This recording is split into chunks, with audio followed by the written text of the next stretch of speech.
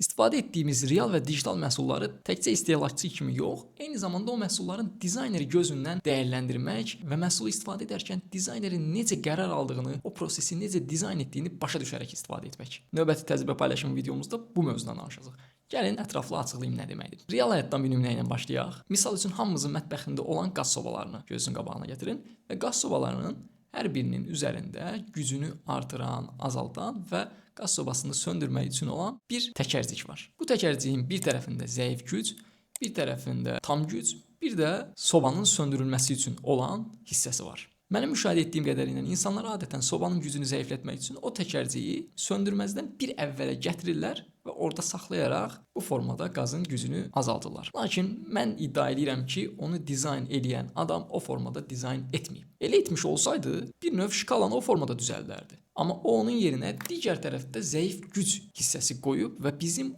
onu istifadə etməyimizi istəyir. Əgər bunu dizayn edən bizim onu istifadə etməyimizi istəyirsə, bizim orada başqa bir söz haqqımız ola bilər? Ola bilməz. Çünki o adam özü onun mexanikasında, bəlkə bəzən elektronikasında bizim o formada dizayn etməyimizlə bağlı çoxlu məsələləri nəzərə alıb. Deyəcəksiniz ki, belə ağıllıdır, digər tərəfdə də nəzərə alaydı. Onu da alıb böyük ehtimalla, amma dizayn axışının əksinə gedəndə bir çox fürsəti itiririk. Bundan danışmaq istəyirəm. Və ya başqa bir nümunə.